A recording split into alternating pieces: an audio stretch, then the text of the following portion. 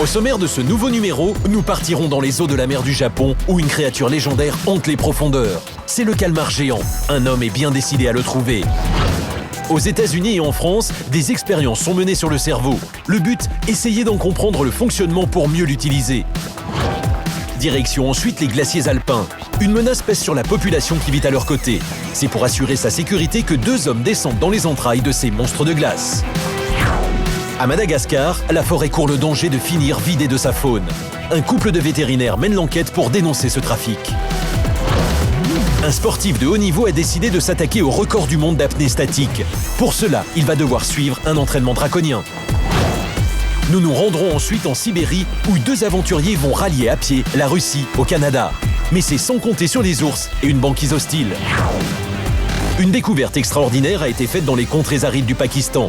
Un gisement de fossiles qui va permettre aux plus grands mammifères terrestres n'ayant jamais existé de renaître sous nos yeux.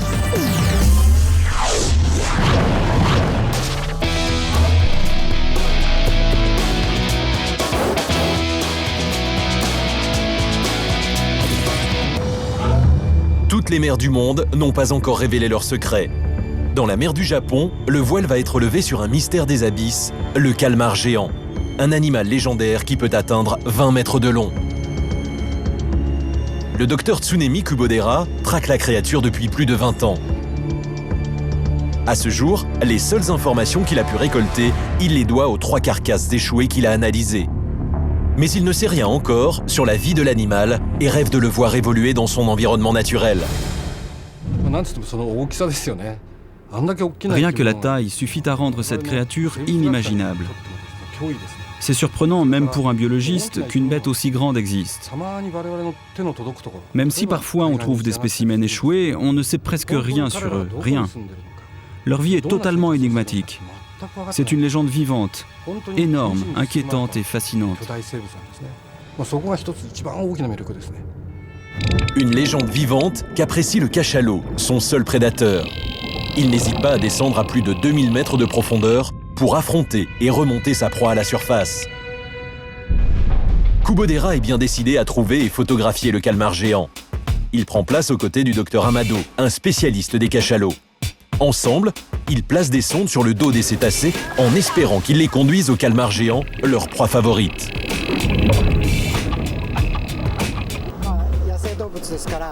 Ce qu'il faut comprendre, c'est que la tâche la plus importante de la journée d'un cachalot, c'est de plonger pour se nourrir. Dans cette zone, les animaux sondent à 1000 mètres de profondeur, une dizaine de fois par jour, pour chasser l'une des 2 espèces de calmars géants, leur principale nourriture. Les sondes ont parlé. Les cachalots chassent à cet endroit à 1000 mètres de profondeur. C'est donc dans les abysses que Kubodera plonge son dispositif de prise de vue.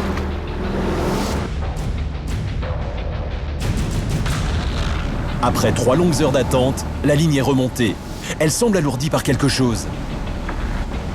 Il s'agit du bras d'un calmar géant. Le bras est encore vivant et mesure plus de 6 mètres. Le calmar, lui, doit en mesurer au moins 15. La confirmation est vite apportée par l'observation des photos.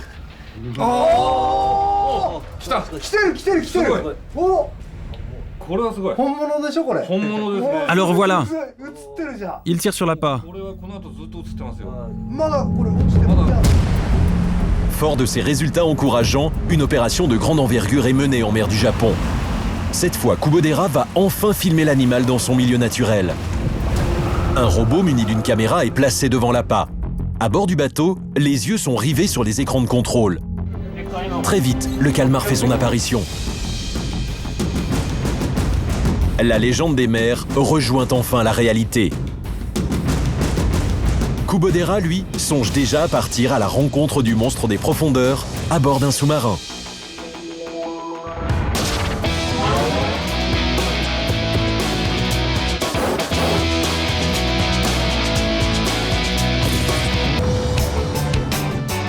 Sommes-nous capables de contrôler une machine par la seule pensée ? Pour y parvenir, il nous faut percer tous les mystères de notre cerveau. 10 milliards de cellules qui transmettent et reçoivent des messages dans tout notre organisme. Une première étape a déjà été franchie par une équipe de recherche américaine sur le cerveau du rat. Il va aller dans chacun de ces couloirs.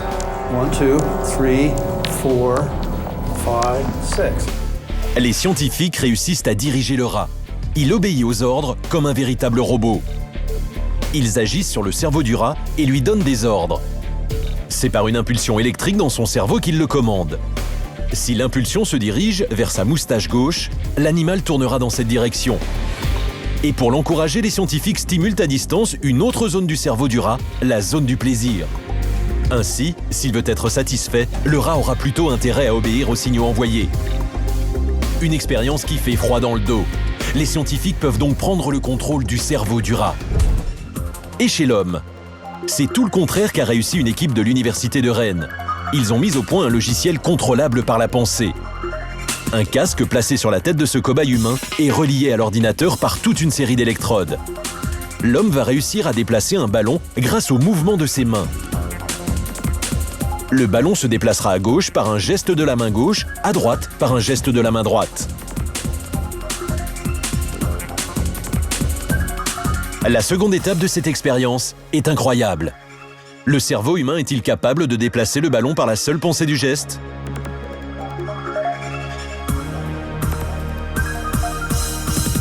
Eh bien oui, ça marche.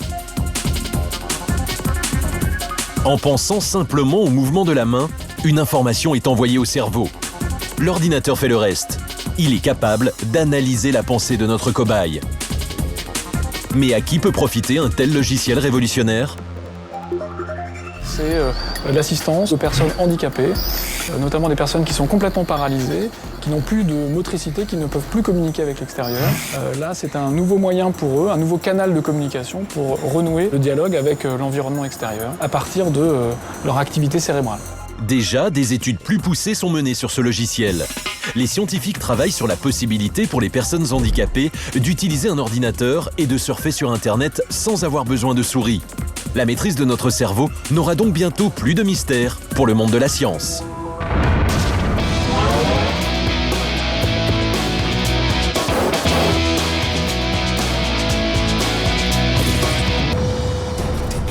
Le Mont Blanc, un vrai décor de carte postale. Une étape incontournable pour tous les amoureux de la montagne. Et pour ceux qui n'ont pas froid aux yeux, il y a la mer de glace, un glacier de plus de 7 km de long.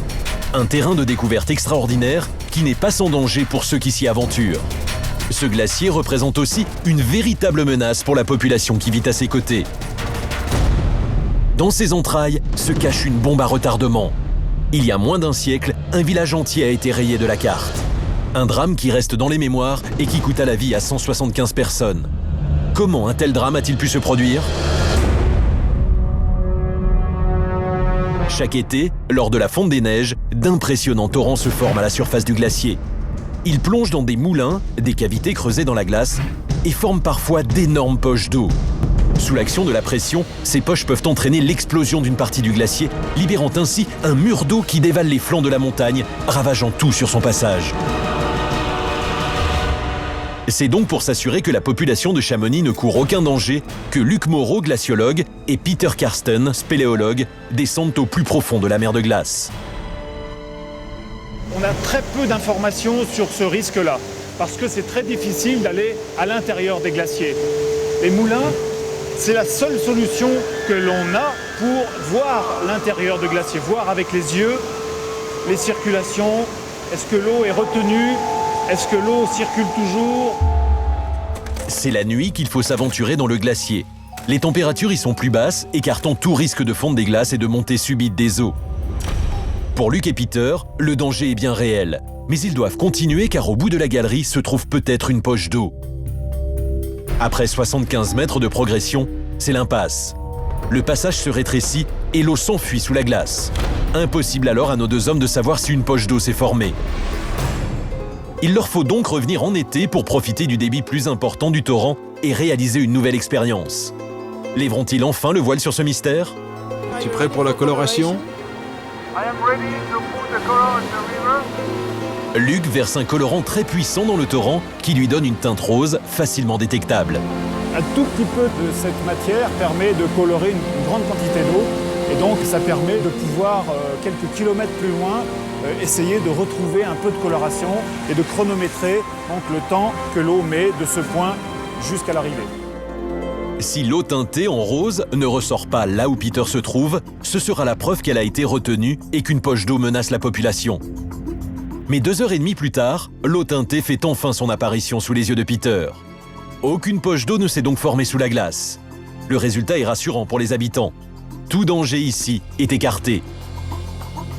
Mais sous les 7 km de la mer de glace, le risque court toujours. Heureusement, le mystère des glaciers diminue d'année en année grâce au travail de scientifiques comme Luc et Peter.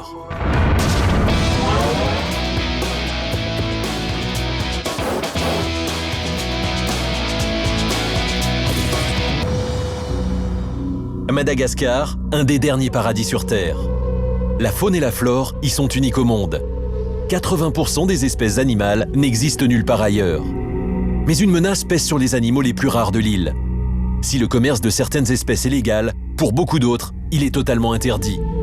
Pourtant, une véritable économie parallèle s'est développée sur l'île. À l'origine, de riches collectionneurs du monde entier qui sont prêts à payer des fortunes pour les acquérir, menaçant le fragile équilibre instauré depuis des millions d'années. Isabelle et Jean-François Lagros, un couple de vétérinaires français, est bien décidé à mener l'enquête sur ce commerce.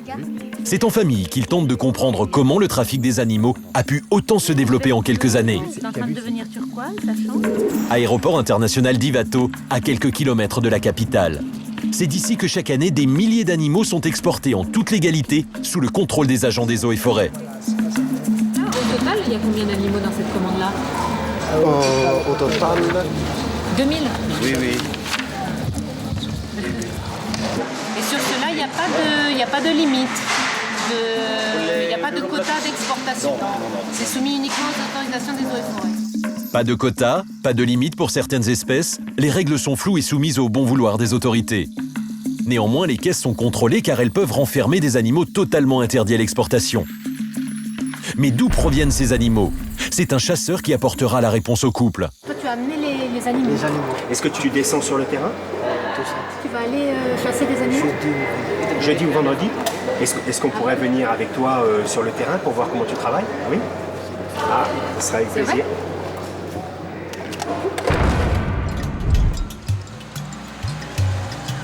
Exceptionnellement, le couple est autorisé à participer à la chasse. Après de longues heures de voiture et de marche, ils finissent par arriver sur la zone de capture. Une fois sur place, la collecte des animaux se fait sans trop d'efforts. La forêt primaire regorge de reptiles de toutes sortes. De jour comme de nuit, les prises s'accumulent dans les petits sacs de toile et très vite, la commande est honorée. En 2 jours, les chasseurs rapportent 1 mois de salaire à leur famille. Et pour les animaux dont le commerce est interdit, la prime peut augmenter. C'est le cas des tortues radiata, une espèce menacée d'extinction et strictement interdite à la vente. Et qui, malgré son classement, espèce en voie de disparition, fait l'objet d'un commerce international. Donc, toi, tu achètes aux chasseurs qui viennent de Tuar combien? 5 000 francs. Ça fait moins de 1 euro. Tu vends aux trafiquants. Tu les achètes moins d'1 euro et tu les vends 10 euros. Oui, d'accord. Acheter 1 euro, vendu 10 euros, le commerce profite à tous. Et dans un des pays les plus pauvres du monde, ce commerce est pour certains une bouée de sauvetage. Isabelle et Jean-François, conscients que cette économie parallèle représente un véritable fléau pour les espèces rares, poursuivent leur lutte pour que Madagascar ne devienne pas une île vidée de toute sa biodiversité. Ce serait alors une catastrophe écologique qui pourrait être évitée. Mais des fermes d'élevage sont créées pour contrer le pillage des forêts. Elles sont encouragées par les autorités et pourraient même favoriser la reproduction d'espèces en voie de disparition. Un exemple à suivre.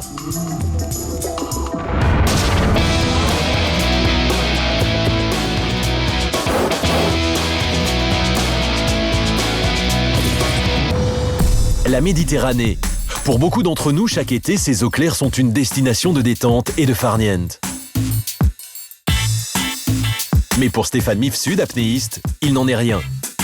Les eaux du parc national de Port-Cros, si prisées par les plongeurs, sont pour lui un terrain d'entraînement quotidien. Allez Stéphane, on part pour l'échauffement. Lorsqu'il n'est pas en mer, c'est en piscine que Stéphane s'entraîne. Son but, rester le plus longtemps sous l'eau en apnée statique. Mais comment fait-il ? Les 5 premières minutes, je vais tellement loin dans le relâchement que j'arrive à passer le pas et m'endormir carrément. Malheureusement, au bout de 5 minutes, qu'est-ce qui se passe? Il y a une petite alarme qui sonne me rappelant que je ne suis pas un poisson, qu'il va falloir penser à respirer. À moi d'avoir le mental et aussi l'entraînement évidemment et le physique pour pouvoir résister à ces alarmes. Son médecin, Fabrice Julia, le suit en permanence. Ensemble, ils essayent de comprendre les mécanismes qui régulent l'apnée statique. L'analyse de tous les résultats a son importance. Dans un premier temps, Stéphane utilise une technique qui lui permet de doubler sa capacité pulmonaire. Son nom, la carpe. Alors la carpe, c'est une mécanique ventilatoire pour obliger l'air à rentrer dans la cage thoracique de manière beaucoup plus importante, en utilisant en fait les joues et la glotte comme une pompe. Grâce à cette étonnante technique, Stéphane emmagasine plus de 11 litres d'air dans sa cage thoracique, 30% de plus que sa capacité normale. Mais ce n'est pas tout. Si Stéphane reste aussi longtemps sous l'eau, c'est aussi grâce à la baisse spectaculaire de son rythme cardiaque. Stéphane, dès qu'il va s'immerger, la première des choses qui va se passer, c'est que son cœur va ralentir. Il va ralentir de manière considérable puisqu'il va atteindre une fréquence de 20 battements par minute alors qu'il est autour de 50 battements au repos. Et progressivement, la circulation va être complètement modifiée. C'est-à-dire qu'une grosse partie, la grande majorité du sang va aller vers son cœur et va aller vers son cerveau, alors qu'en parallèle, une grosse partie du sang ne va plus irriguer ni les muscles, ni le système digestif, ni la peau. Et donc tout l'oxygène disponible va rester à disposition du cœur et du cerveau. Un moral d'acier, un tempérament de gagneur et un entraînement surhumain sont les clés de la réussite pour Stéphane. En fait, à partir du moment où on a programmé un record, je sais que les 6 mois qui vont précéder le record, je vais devoir faire que ça. À partir de là, on organise sa vie autour de ça, que ce soit sur l'alimentation, sur le repos, le sommeil, les sorties et toute la vie en général. Des entraînements qui ont fini par être payants. Stéphane a battu de plus d'1 minute le record du monde d'apnée statique que détenait l'Allemand Tom Sietas. Avec 11 minutes et 35 secondes, Stéphane est devenu un véritable homme poisson.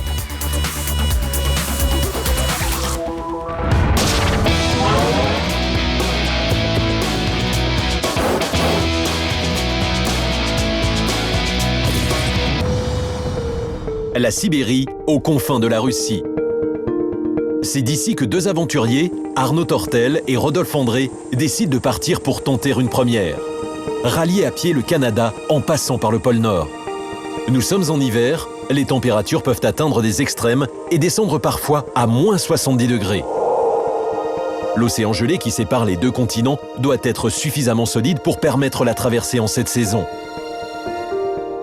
Dès les premiers jours, se déplacer n'est pas de tout repos.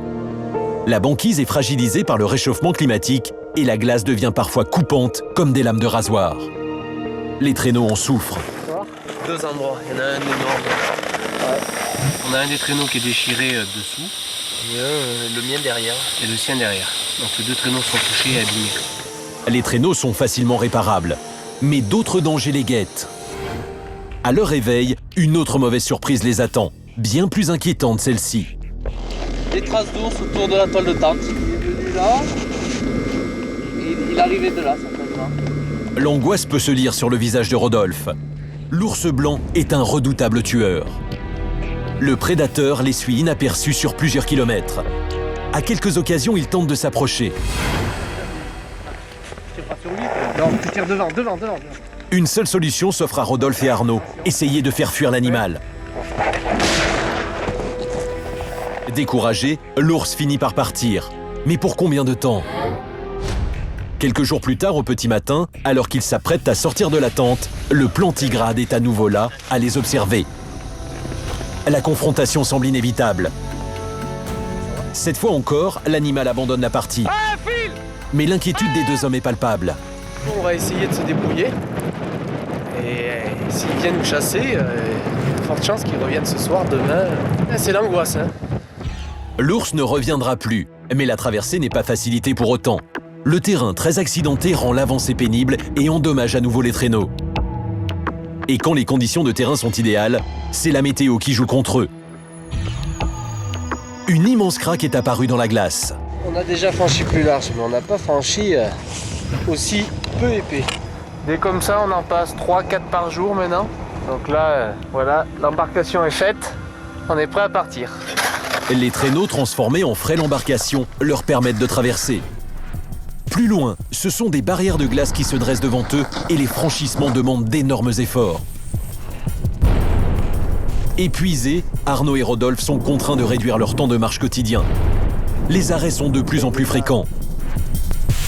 À quelques dizaines de kilomètres à peine du but, Arnaud, harassé, fait une mauvaise chute, les obligeant à abandonner et à appeler les secours.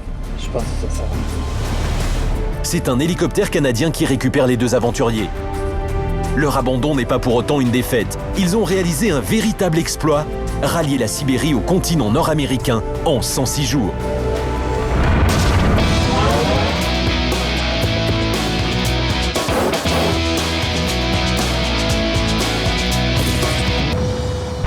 Nous sommes dans les collines arides du Baloutchistan, au nord du Pakistan. Une région hostile, isolée de tout.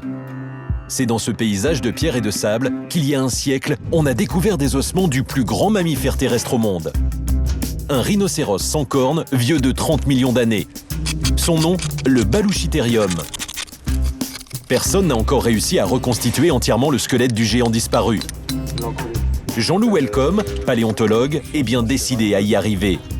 Il le traque depuis bientôt 20 ans au pied de l'Himalaya. Et sa dernière expédition se solde enfin par un succès. Il découvre un formidable gisement de fossiles à ciel ouvert. Pas besoin de creuser, il suffit de les ramasser. On se retrouve dans une aire un peu limitée, qui fait peut-être 200 mètres sur 200 mètres, avec un véritable champ d'ossements. Peut-être une vingtaine d'individus, les restes d'une vingtaine d'individus de balouchithères. Il y a des mâles, il y a des femelles. Les recherches vont bon train. Ses assistants redoublent d'efforts malgré des températures caniculaires. Cubitus, fémur, phalange, les os s'amoncellent sous l'œil du paléontologue.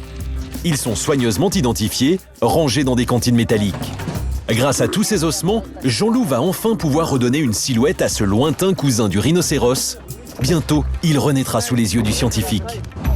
Là, on va tenter une reconstruction de l'image de Balouchithère qui nous permettra de dessiner son profil et d'imaginer un petit peu mieux l'allure du corps de cet animal fabuleux.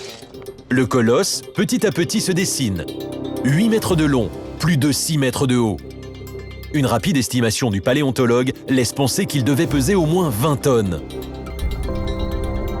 Mais c'est de retour à Paris que l'animal va prendre forme. Jean-Loup fait appel à Pierre-Olivier Antoine, un confrère spécialiste des rhinocéros. Très vite, il dresse le portrait robot du mammifère géant. Il y a le membre postérieur, ici. Le membre antérieur, le rachis, la colonne vertébrale et le crâne. La tête. Ah oui, quand même. Et l'étape, c'est formidable, donc il n'y a plus qu'à assembler. Après le temps des esquisses, vient celui de la modélisation de l'animal. C'est un sculpteur qui donne corps au mystérieux mammifère. Le moindre détail est passé en revue par Pierre-Olivier. Pas question de faire d'erreur. C'est un rhino, imaginant la symétrie. Sous l'œil avisé de nos deux paléontologues, ce sont ensuite les infographistes qui vont donner vie au géant. Là, on est un peu comme des enfants, on découvre le bébé. Et le bébé, le voici tel qu'il a dû être dans son milieu naturel. Compte tenu de sa taille, il devait très certainement se nourrir de plus d'1 tonne de végétaux par jour. Et puis, il y a 20 millions d'années, il a fini par disparaître. Jean-Loup Welcome a su lever le mystère qui planait sur Baluchitherium grâce au squelette retrouvé dans le désert du Pakistan. Aujourd'hui, le géant des forêts peut faire face virtuellement à celui qui l'a redécouvert. Et dans les villages du Balouchistan, on conte l'histoire de Baluchitherium, le rhinocéros si grand qu'il faisait trembler les montagnes.